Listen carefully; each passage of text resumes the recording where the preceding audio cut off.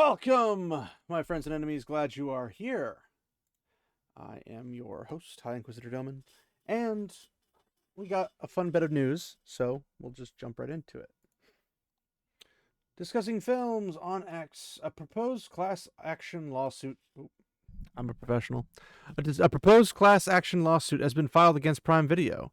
The lawsuit accuses the service of misleading the consumers into believing they've purchased movies when they're only getting a license to watch, which can be revoked at any time. Prime Video. And it's linked to Hollywood Reporter. So let's just go to Hollywood Reporter. You don't actually own that movie you just bought, quote unquote. A new class action lawsuit targets Amazon. A suit challenges Prime Video, telling people that they can buy a movie when they've purchased a license to watch it for a period of time. A little known fact about movie and TV show purchases online. What's being bought isn't actually ownership of the title, but rather a limited time license for viewing access. Consider the $5 director's cut of Alien on, I don't know why I said it that way, Alien on Amazon Prime Video. Cheap, right? But if the tech giant loses the rights to that version, the movie can be replaced with a different cut, like the one for theaters. And if Amazon loses the rights to the film altogether, it'll completely disappear from the viewer's library. So should Amazon be able to say a consumer is buying the movie? Well, some people don't think so, and they've turned to court. On Friday, a proposed class action was filed in Washington federal court against Amazon over a bait and switch, in which the company allegedly misleads consumers into believing they've purchased content when they're only getting a license to watch, which can be revoked at any time. The issue came to the forefront at the California legislature in 2023 when gamers discovered that their access to The Crew could be cut off once Ubisoft shut down servers for the game. After the Stop Killing Games movement, shout out, was born to stop publishers from destroying titles consumers had already bought. Lisa Reingold, who filed the lawsuit, says she bought Bella and the Bulldogs Volume 4, whatever that means, on Amazon in May for $20.79, but soon lost access for the title. It's not an uncommon occurrence, similarly affecting consumers across digital stores, like those hosted by Apple and Google. If you bought Downton Abbey through Amazon as the 5 seasons came out from 2010 to 2015, you'd no longer have them by 2024. Well, I got my wife the Blu-ray complete copy, so yay. The way in which digital transactions are structured, the lack of transparency around them, and the streaming landscape is partly why physical media is kind of sort of cool again. DVDs offer the ability now and forever to bypass the complicated web of licenses that leave fans unable to access their favorite titles. The lawsuit accuses Amazon, which didn't respond to requests for comment, of misrepresenting the nature of movie and TV transactions during the purchase process.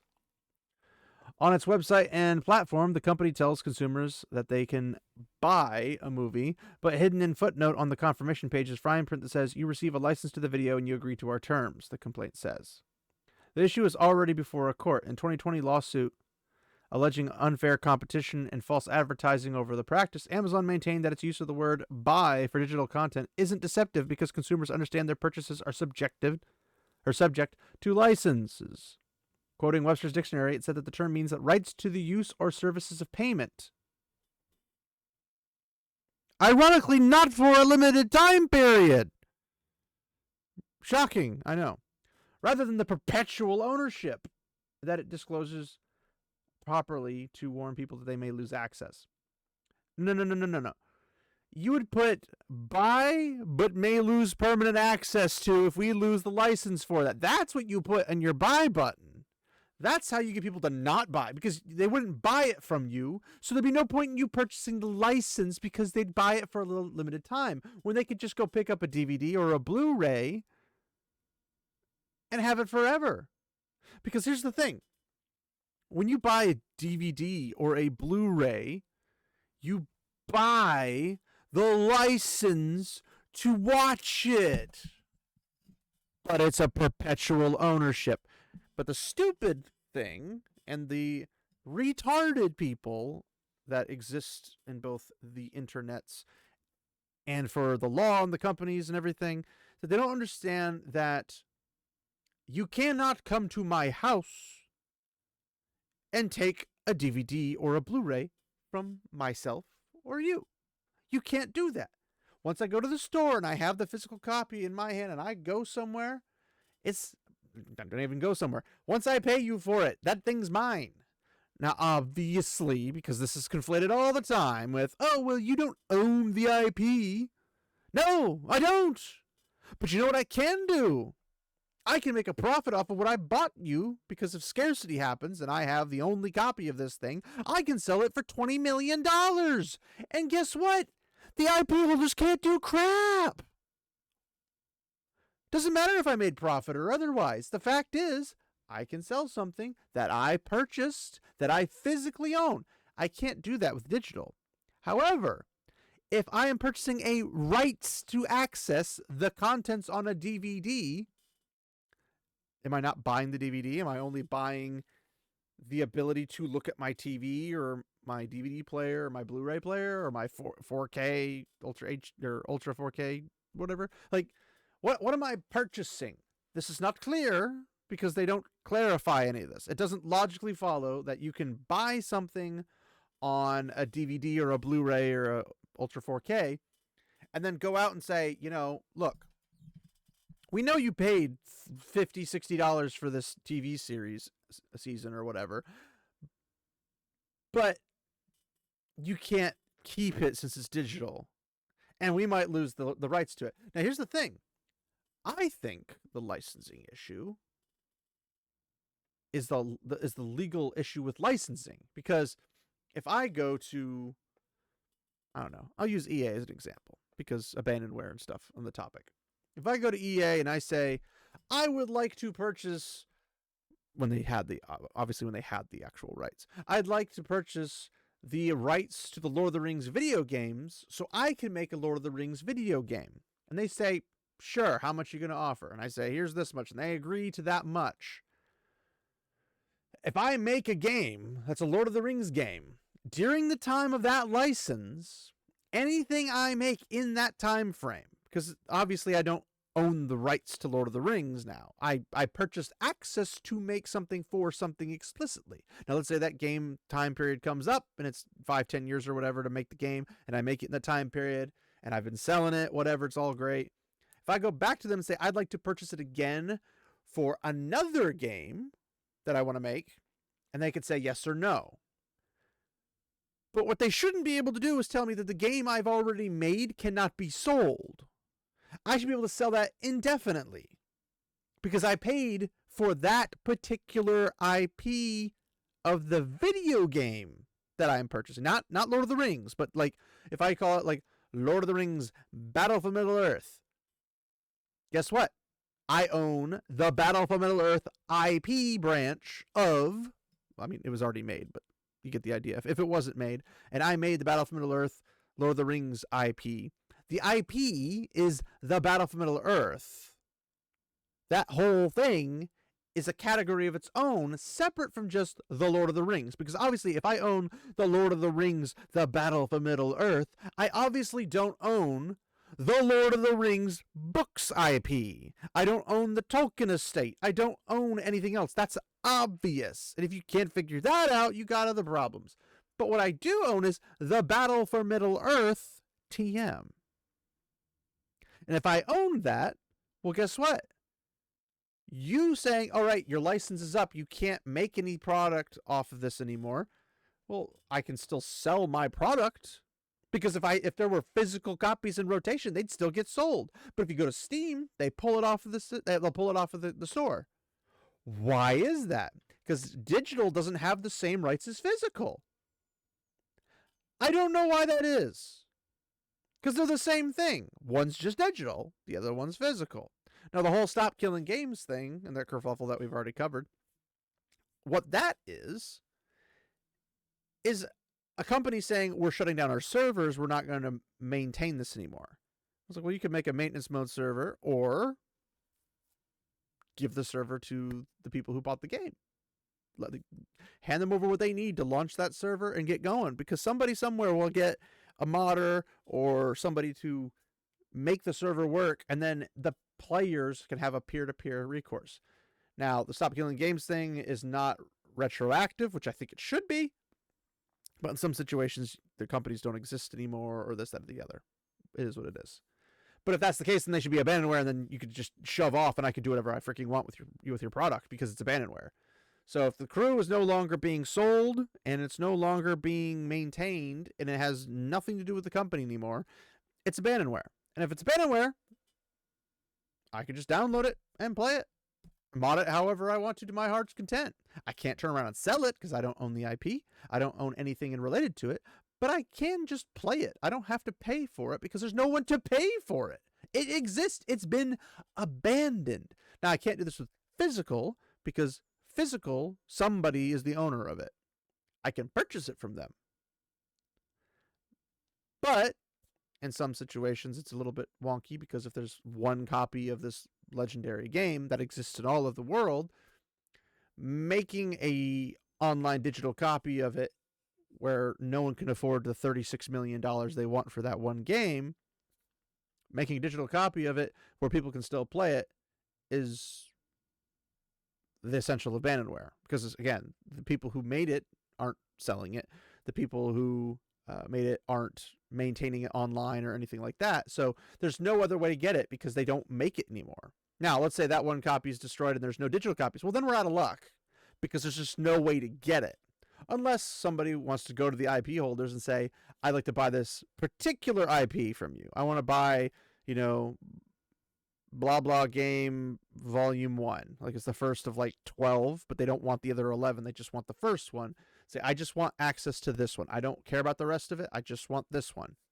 And they buy that right from them. They should be able to recreate it completely from scratch to where bring it back. Even sell it physically because they purchased the rights for it. That's how that should work because that makes sense for business. The economy just stops if we just make something disappear. But now to say the value, I'll use the same one I typically use because it's always nearby. All right. Punisher, for example. For those who are not familiar with it, this game is freaking awesome, especially if you're a Punisher fan. This game is not in production anymore. But the IP is held by Marvel because it's a Punisher thing. But this particular game was made by, was it THQ? But it's published by Xbox and PlayStation 2, and I think it was only on those two. I don't think it was ever on I think it was on PC as well, but I don't think it was ever put on like Nintendo. They couldn't handle this kind of game. But let's say, this is here. I'm like, well, you know what? I want to buy this. So I go to Marvel or whoever owns the Marvel licensed video game, whatever the thing is, and I say, you know what? I want this from you. I want to purchase this because I want to redistribute or remake, remaster, whatever the case is. I want to make this thing, and I want to sell it until all of eternity is turned to dust. Or I die, and it goes to somebody else who has the rights.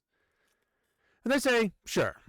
Now, they probably wouldn't say sure. They probably say, well, we'll let you do it for X amount of time. But here's the thing. Once I make this, why do they get a say in when I can stop or when I have to stop selling this? And you could say in the license agreement, there was not the license agreement, in the license contract that they said it only has 10 years. But I would argue that 10 years can only apply to how long it takes to create it, not to what I do with it afterwards. Now, I wouldn't, let's say the 10 years ends, I wouldn't be able to make Punisher 2 without reapplying for another Punisher game. That makes sense. It's perfectly sensible and reasonable. And they can get more and more out of it in that regard. But video games take time, so 10 years is probably an average because unless you're making a game that's 20 years long and you have to clarify that if we can't do it in the 10 years, we'll add an additional every so many years until it's finished to complete the game. Because if I can't make the game because I don't have the rights, but it takes more than 10 years to make the game, it'd have to be obviously a really, really big game. But let's say it's Elder Scrolls 6 or GTA 6 or something. Then I wouldn't be able to literally finish it in the time frame, so that would be just a predatory or exploitative license agreement, contract, whatever. But if I say, well, I want to make the number 2 of this, but I don't have the license currently to make Punisher games, well, then I wouldn't be able to, because I don't own the Punisher, and I'm not Marvel, and I'm not Xbox, or whatever the case is. So I don't have the ability to do that unless I go purchase more. But whatever I do make, I have the rights to permanently, because I made it. I went and spent money for it. Like, the same way as anything else. It's not like Amazon buys a delivery truck from some vehicle company, like one of their vans or something, and then they come up and say, well, your license for this is up, so we're taking all your fleet. And you're like, but you can't do that. I paid you for this. No. That's leasing. That's not purchasing. You don't lease the product you make. You lease the rights to make the product, not the product. So hopefully that's obvious. And if you still have problems, leave a comment and let me know, because that's going to be embarrassing for you, because it's pretty straightforward and it's pretty obvious. Now, will it ever become that way? Probably not, because the law is retarded and gay. And the people who run the law and all that stuff are also retarded and gay. So let's see. They don't understand the Webster's dictionary. But the court ultimately rebuffed Amazon's bid to dismiss the lawsuit outside of a claim alleging a violation of Washington's unjust enrichment law. Recent legislative changes may make the lawsuit even more viable. Earlier this year, a California law went into effect barring the advertisement of a transaction as a purchase unless it offers unrestricted ownership of the product. Unrestricted ownership of the product. So I purchase, keep in mind we're using the exact same terms that California law allegedly is doing. Purchasing the license to create a game, a movie, or whatever, I have what they would call unrestricted ownership of that product, aka the Punisher game. I cannot make more. I can't make DLC. I can't do additional stuff outside of that time period. Sure, that's fine. I can just go buy more. I can say, hey, I'll buy enough for another one. And then they say, sure, because it makes them money and they don't have to do anything. So it's a clear win-win for both of us. But it's not a win for them if I can no longer sell my product. It's not a win. It won't do anything for nobody. There is no winner. They don't win because they've already gotten paid. They won the second it started. So anything that happens afterwards doesn't mean squat. So if I say, hey, I made this game, they're like, okay, cool. But then if I sell it past the licensing, they could say, hey, you only made it for this time. It's like, well, no, I made it for the product. The selling of said product is indefinite because I own that product. You own the label of the character, of whatever about the character and stuff. Sure, but I purchased it for this product and I own this product with unrestricted ownership of that product. Not of the IP, of that product. Under the statute, sellers must obtain acknowledgement that buyers are aware that they're actually buying a limited license. In this case, movies or TV shows that can be revoked. And again, they shouldn't be revocable. Not by the people who own the series or whatever. Like if it wasn't Amazon, it was somebody else. Let's say Universal Pictures or whatever. Amazon purchasing the ability to do that, maybe for a time, they can stop selling the access, but they shouldn't be forced to remove what was in fact purchased. So, for example, she said she bought Bella and the Bulldogs Volume 4, whatever the frick that is. So whoever owns... Whoa, what the fudge was that? So whoever owns Bella and the Bulldogs Volume 4. Presuming it's not Amazon, obviously, because I don't think it is. And she paid $20.79 for it, but then loses access to this. Okay. Somebody sold Amazon the ability to sell Bella and the Bulldogs Volume 4. So in light of this, they give them the ability to sell it. They can make money because they sold them the ability to sell it. You sold them. You didn't lease them, per se. Now, you sold them the rights to say, you can sell this for a limited time. Let's grant that. I still think it should be a little bit more clear, but let's just assume that's what we're going with. When Amazon can no longer sell Bella and the Bulldogs Volume 4 without repaying for it again, because whatever reason, Bella and the Bulldogs Volume 4 specifically, Bella and the Bulldogs Volume 4 should not cease to exist on Amazon's site because of the owners of Bella and the Bulldogs Volume 4. Now, if Amazon's like, well, we're not going to continue, we're not going to continue hosting this digital data because we're shutting those servers down and, we're no longer carrying it. Well, then they give them the ability to download the whole thing, and they have a digital copy of it that they can do whatever they want with because they paid for it. I mean, as soon as they paid for it, then the download button should be magically appearing in front of them and saying, oh, well, I can do whatever I freaking want with this because I freaking own it. Or, if they're never going to do that, because they probably won't, because, again, law's retarded and gay, then her, Lisa Reingold, going to sail the high seas, wink, wink, nudge, nudge, and getting a copy of that for free. She didn't actually get it for free because she paid $20.79 for it. But let's say she goes and does that. That shouldn't be illegal in any shape or form. Why? Because she has a receipt that says she paid for a digital copy. And if Amazon or the people who own the actual IP rights yank that carpet from out underneath her, she should still have the thing that she purchased. It should be an obvious thing, but apparently this is a complicated topic that people don't understand.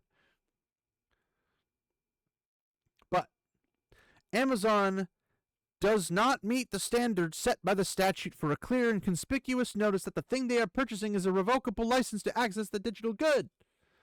That's a lot of bunny ears. Holy cow. Rights Noel. Right Noel. That's not. You should put says right Noel, not rights. But I mean, I guess it was written. But yeah, whatever. Says doesn't imply necessarily verbal. But whatever. I'm just being pedantic. A lawyer for consumers looking to sue the company in the complaint. The warning is buried at the very bottom of the screen in font that is considerably smaller than the other text on the screen. Yes. Because they say, as long as you agree to the terms of services. Well, the terms of services can't erase your rights no matter how much you say in them that they erase their rights. They literally cannot disappear.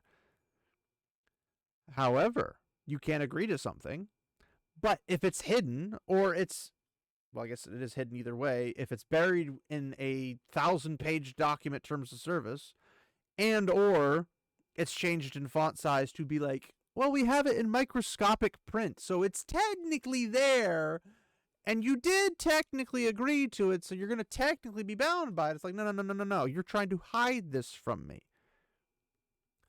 At the very, as soon as you have buy, it should be click, pop up and say, be noticed, or notice, you will not own this indefinitely, only until it's been pulled. That's what you got to put. This is why physical media is important. Because you as a consumer have zero rights when it comes to digital stuff, apparently. Despite it being the exact same cost in many situations, whether it be a video game or a movie, as the physical edition. Now, let's say you buy a physical copy for $20. Like brand new DVD or Blu-ray or whatever they go for these days. I don't buy them new, so I don't know.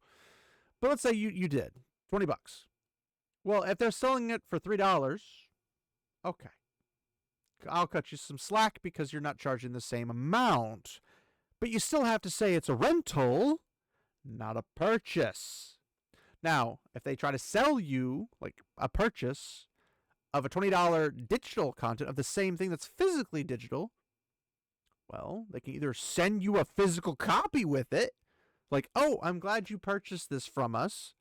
We're mailing you the physical copy, and the additional benefit is you have a digital and a physical copy of it. Go ahead and do that. No one's going to complain. Because eventually, if you do pull it, it's like, well, we gave you a physical copy. You have the actual copy. You can't say you don't have the thing you purchased. But you can't also get mad at somebody if they say, well, I want to upload my physical copy to a digital so I can watch on my phone, my tablet, or my computer, or whatever the case might be. It's a very nuanced about every little detail, but keep it obvious. That's how it would go. The lawsuit claims violations of California's unfair competition, false advertising, and consumer legal remedies laws. It seeks unspecified damages, including disgorgement of profits and punitive damages for allegedly intentionally malicious conduct. I think that's it. Yeah, that's it.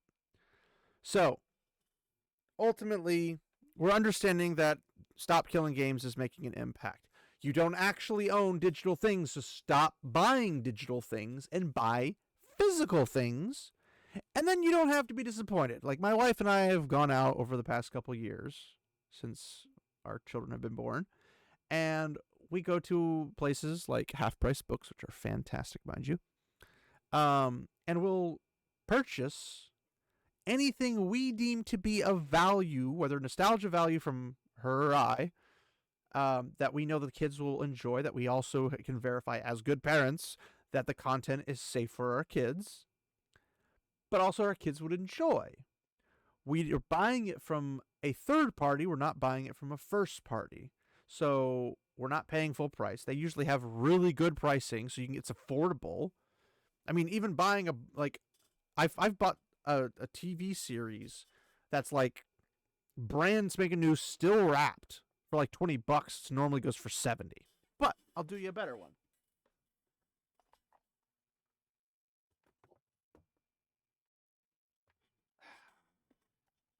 I don't know why I'm wearing my headset. Whatever.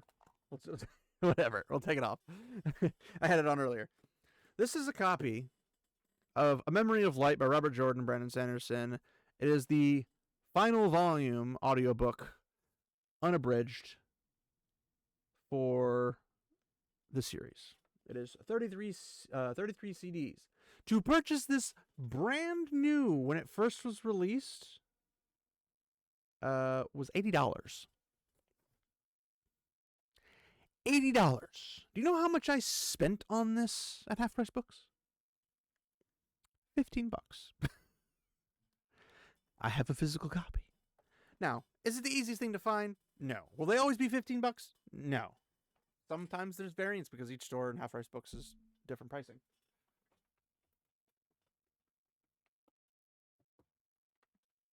But that being said, going to a place like that, and you might not have a Half Price Books near. If you do, shop there at least once every 6 months. Once every 3 months if you want to be safe and make sure you get stuff. But you get books, you get collectibles, you get DVDs. I mean, it's better than renting.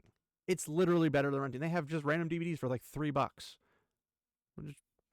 This looks interesting. $3. That's cheaper than going to Redbox and stuff most of the time. Because, I mean, I think Redbox was like $1 or something or whatever like that. But you can buy as many little ones you want as DVDs. They have stuff in Blu-rays. They have them in collections. They have them in TV series. They got a ton of TV series if you're interested in that kind of thing. I prefer to buy things in complete series rather than individual volumes, unless all they ever have, like they don't have a complete edition and all they have is volumes. Then I buy the volumes, whatever. But buy physical media, because when you have that PS5 with no disc drive, you can buy an external disc drive for it. So you can have the inferior PS5 become the superior PS5 by having a disc drive. Mine's built in, but should the physical one ever fail, I'll just buy an external and attach to it. No big deal. Like, it's one way or the other, I'm going to win. But if you buy a digital and you don't have a disc drive and they just start pulling games, well, guess what? You're out all the money you ever spent on it. which you might not care. You may not care. I get that. But you'll eventually regret spending an enormous amount of money on something that you have taken from you when you could have gotten something that is never taken from you. Just saying. Now, some cases, it doesn't hurt to buy digital. Now, I bought the Black Sails Complete Blu-ray. It's all 4 seasons. And I got it for like $12. Brand new. There's a code. Actually, no, sorry, it wasn't brand new. It's essentially brand new because you open it up. It had the little slip case and everything. It's over on my DVD stuff, but it has the slip case, perfect condition. Inside, all the discs, perfect condition. There's even a code thing to where you can purchase or you can go online and unlock the digital content in it.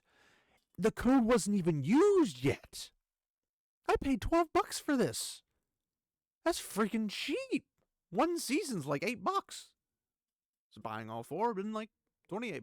So I spent less than half of what it's valued at by getting a complete. And that's the Blu-ray, not just the DVDs.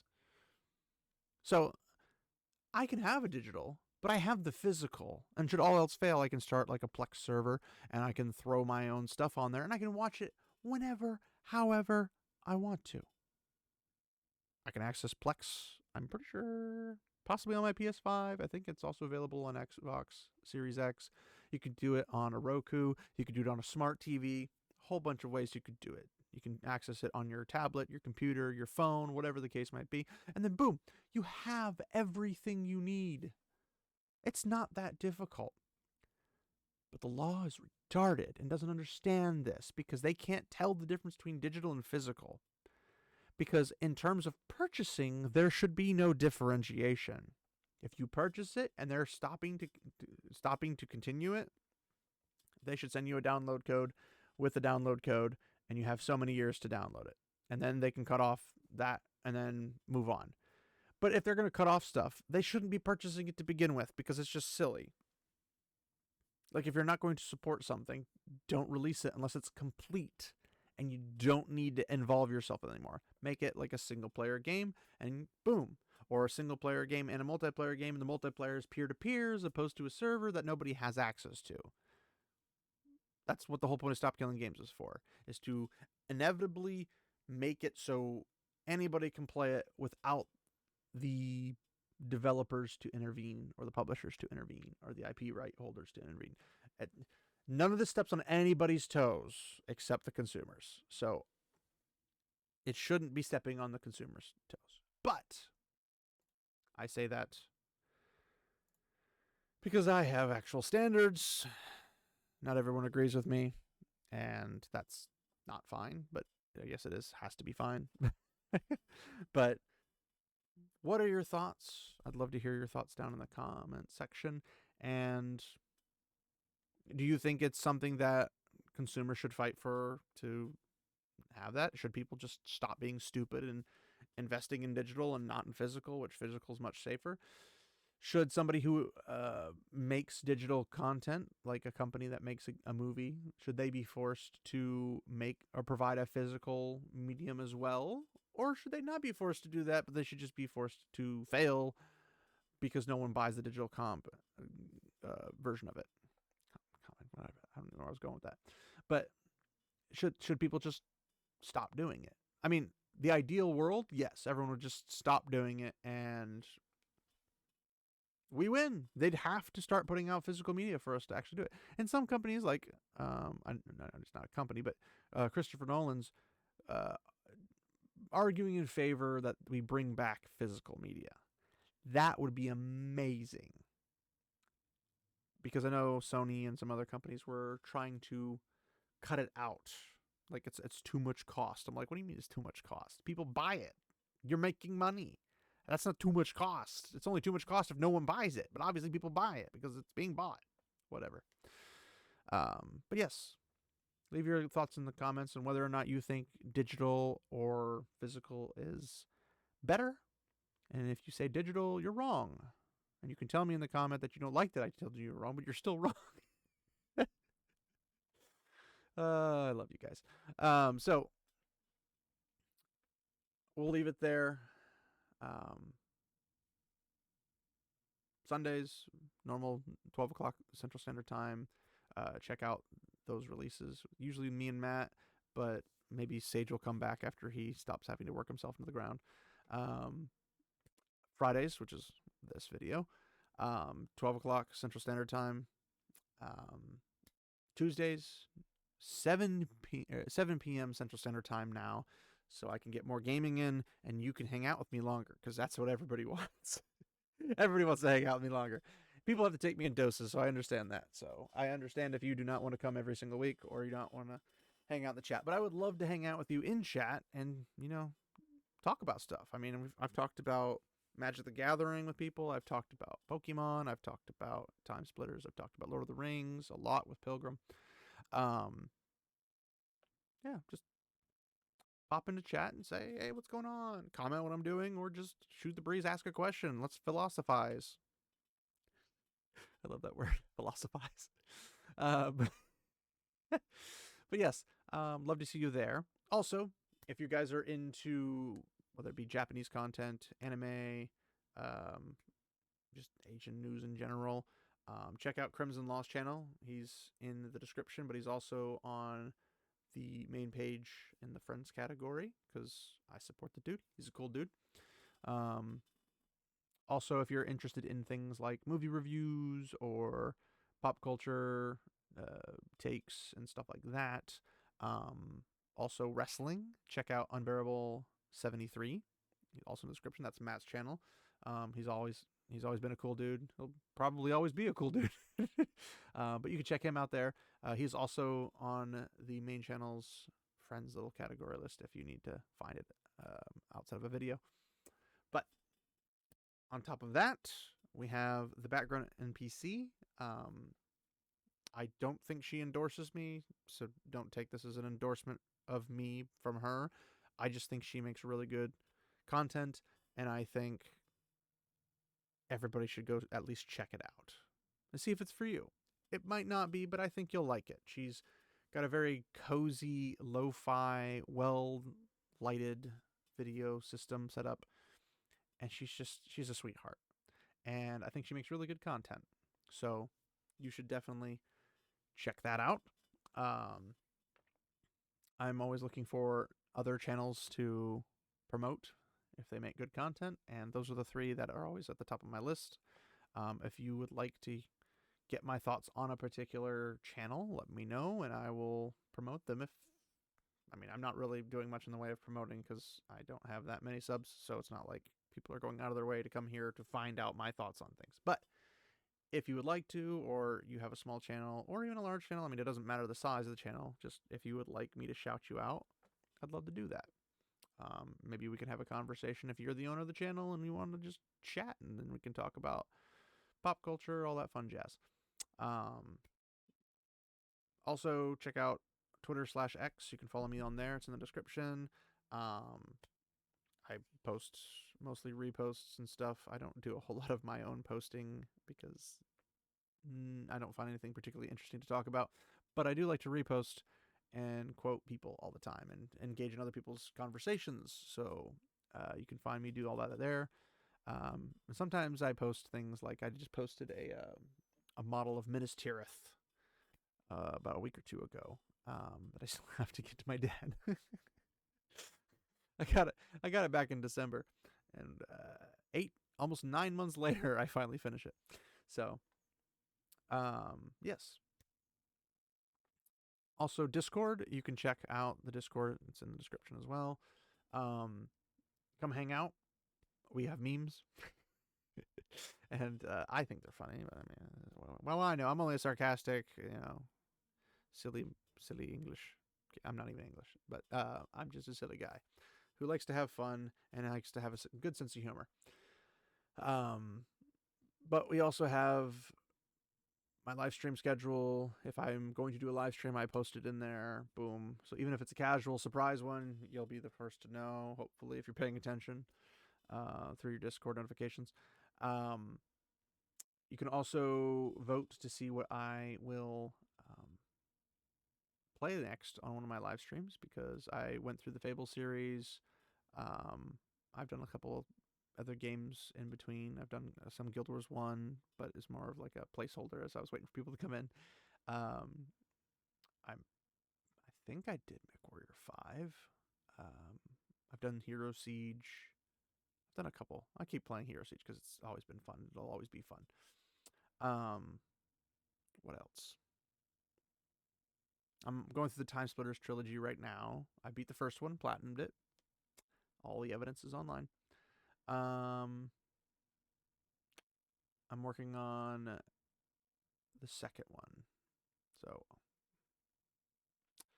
second one has been started, and who knows how long that'll take. But then I'll finish up with the third, and then I don't know where I'm going to go from there, because that's all I really had planned for, like, things I absolutely wanted to play. Maybe I'll do Ghost of Tsushima. Maybe I'll do Baldur's Gate 3. I don't know. We'll see. I am not sure.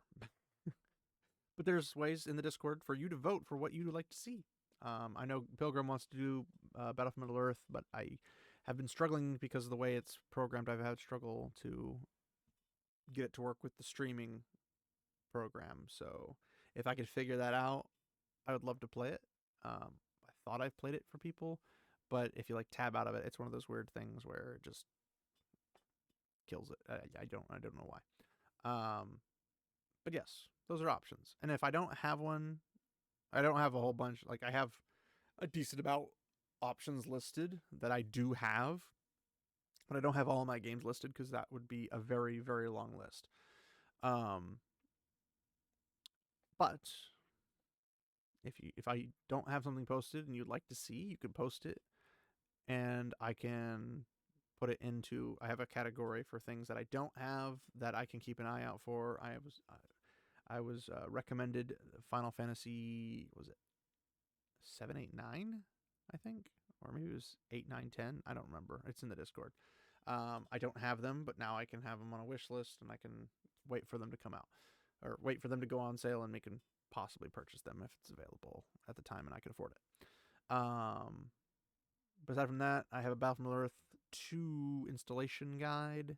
Or Battlefield Earth 2, Battlefield Earth all-in-one installer, which is all three of the games. Installation guide. I think 2 was for as well. Very, very detailed, because I want to make sure nobody's confused when they put it together. And for those of you who struggle with that stuff, it's very detailed. For those of you who are godlike at it, you'll probably burn through it without even needing my assistance, because it's not that difficult. It takes minutes to do. But it just explains some basic things, so if you do struggle.